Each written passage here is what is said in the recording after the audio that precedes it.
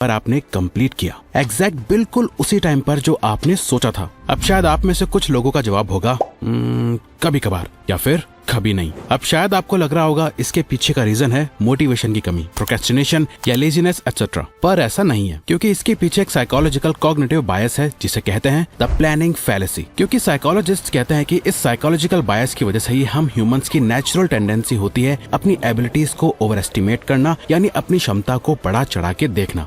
हमसे पूछता है कि ये काम कितने टाइम में हो जाएगा, तो ऑलमोस्ट हमें से ज्यादातर लोग ओवरली ऑप्टिमिस्टिक होके आंसर देते हैं। यानी अगर किसी काम को करने में किसी को रियलिस्टिकली 2 दिन लगेंगे, लेकिन वहीं उस पर्सन को लग रहा होता है कि वो उसे 1 दिन में कर लेगा। उसी काम को करने में हमने जितना सोचा होता है उससे ज्यादा टाइम लग जाता है। सो नेक्स्ट टाइम जब भी आप कुछ प्लान कर रहे हो तो इस बात को ध्यान में रखना कि आप जितना हो सके उतना रियलिस्टिकली और प्रैक्टिकली सोचो, वरना प्लानिंग फैलेसी में फंस के आप फेल हो जाओगे, या फिर आप लोगों को कमिटमेंट कर दोगे लेकिन उस कमिटमेंट को पूरा करने में फेल हो जाओगे। ये साइकोलॉजिकल फैक्ट ऐसा है जिससे आपको रोज कई डिसीजंस लेने में मदद मिलेगी और ये जिंदगी भर आपके हमेशा काम आएगा। और ऐसे ही अमेजिंग साइकोलॉजिकल फैक्ट्स हम आपको आगे भी बताने वाले हैं जो आपके हमेशा डेली लाइफ में काम आने वाले हैं। लेकिन हम आपको अभी एक चैलेंज देते हैं, आप वीडियो एंड तक फुल फोकस के साथ देखने में पास हुए या फेल हमें कमेंट करके वीडियो के एंड में जरूर बताना। सेकंड है number 2, the contrast effect. Imagine करो 2 पानी के बोल हैं, एक में है बर्फीला ठंडा पानी और दूसरे में है नॉर्मल पानी।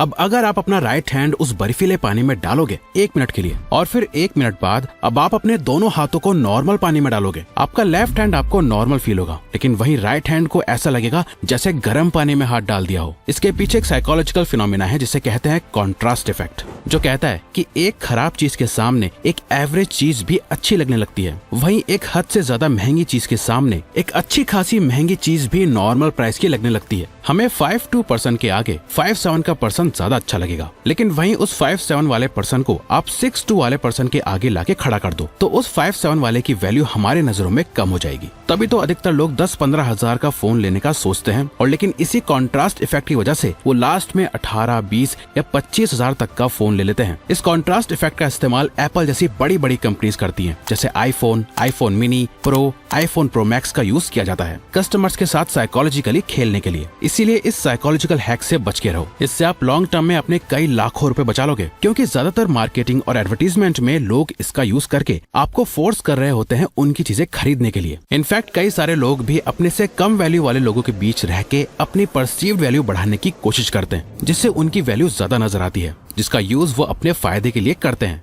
नंबर 3,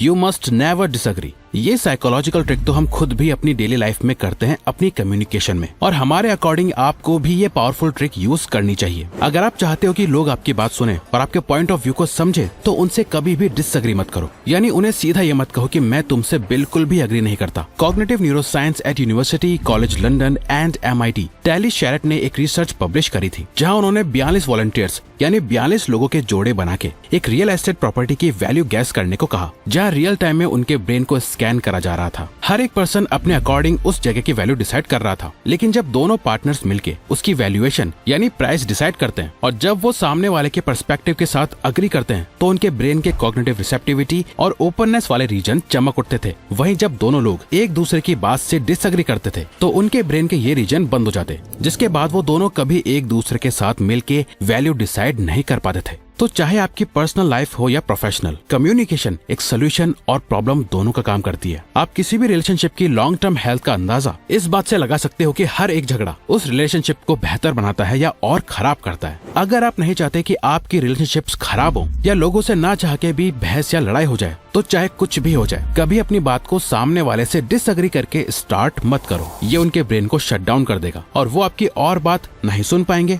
और नहीं सुनना चाहेंगे। फिर तो चाहे आप कुछ भी कर लो, आपका कॉन्फ्लिक्ट और बढ़ता ही जाएगा। ये साइकोलॉजिकल ट्रिक आपकी डेली लाइफ में बहुत ज्यादा काम आएगी। आप जब किसी से अग्री ना करो तो ये कहने से अपनी बात स्टार्ट करो कि देखो तुम अपनी जगह सही हो, लेकिन मुझे ऐसा लगता है कि आगे जो भी बात आप बोलना चाहते हो वो बोल दो।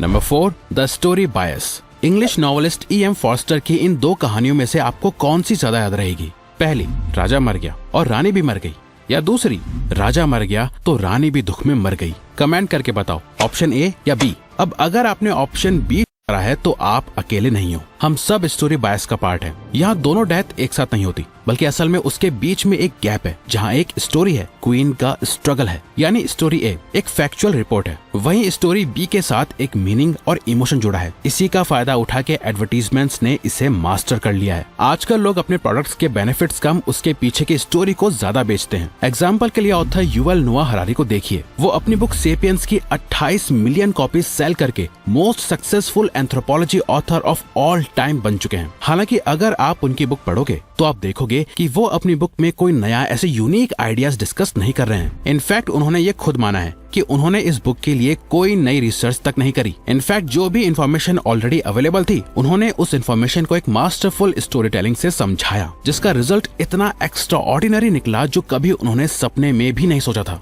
Number 5, perception is reality. क्या आपने कभी नोटिस करा है, कभी किसी एक काम में घंटों घंटों बीत जाते हैं और पता भी नहीं चलता, वहीं आपको 15 मिनट कहीं बाहर खड़े होकर वेट करना पड़ जाए तो ये 15 मिनट कई घंटों के बराबर लगने लगते हैं या फिर बहुत ही ज्यादा लगते हैं। फिजिकल वर्ल्ड में टाइम को हम घंटों, मिनट्स और सेकंड्स में नापते हैं, जबकि हमारे मेंटल वर्ल्ड में टाइम ऐसे काम नहीं करता। ये टाइम मैनेजमेंट और अनसर्टेनिटी पे मैटर करता है। आप जितना ज्यादा किसी चीज में बिजी रहोगे, आपके माइंड से उतना ज्यादा टाइम का सेंस कम होता जाएगा। वहीं आपको टाइम की जितनी ज्यादा अनसर्टेनिटी होगी, उतना टाइम ज्यादा लगेगा। इसे एक एग्जाम्पल से समझो। आपको पता है, उबर और ओला जैसी कंपनीज आपका वेटिंग टाइम कम नहीं करती। पहले टैक्सी मिलने में आपको जितना टाइम लगता था, आज भी उतना ही लगता है। बस वो अनसर्टेनिटी खत्म हो गई कि कितना टाइम लगेगा, क्योंकि वो आपको दिखाई देता है कि 5 या 10 मिनट में गाड़ी आ जाएगी। इससे टाइम जल्दी कट जाता है। वहीं जब पता ही ना हो कि कितना टाइम लगेगा, इससे टाइम बहुत लंबा लगने लगता है। लिफ्ट में शीशे इसीलिए लगाए जाते हैं ताकि लोग अपने आप को देखने में बिजी रहें और टाइम का पता ना चले। वेटिंग रूम में कस्टमर्स के लिए कुछ खेलने के लिए, पढ़ने के लिए रख दिया जाता है ताकि उन्हें वेट करना ज्यादा लंबा ना लगे। इसी प्रिंसिपल का यूज करके आप अपने टाइम की वैल्यू चेंज कर सकते हो।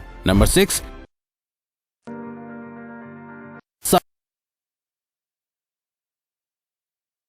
Sunk cost fallacy. आपने अक्सर लोगों के बारे में सुना होगा कि किसी का एक समय में अच्छा बिजनेस चल रहा था, लेकिन उस बिजनेस को चलाने के लिए वो और कर्ज पे कर्ज लेते गए और आगे चल के उनको वो बिजनेस तो बंद करना ही पड़ा और साथ में उनपे और ज्यादा कर्जा भी हो गया, क्योंकि वो चाह रहे थे कि अब इतना पैसा तो लग गया है, शायद और पैसा लगाऊंगा तो अब मेरा पहले का लॉस रिकवर हो जाएगा। और क्योंकि उन्होंने उस बिजनेस में इतना टाइम, हार्ड वर्क और पैसा इन्वेस्ट कर दिया होता है, जिससे उन्हें ये पता ही नहीं चलता कि अब उनका बिजनेस फेल होने लगा है। यही संक कॉस्ट फैलेसी है। अपने एक लॉस को रिकवर करने के लिए हम और लॉस करते जाते हैं, जो कि कई बार हमारे लिए बहुत डेंजरस साबित हो जाता है।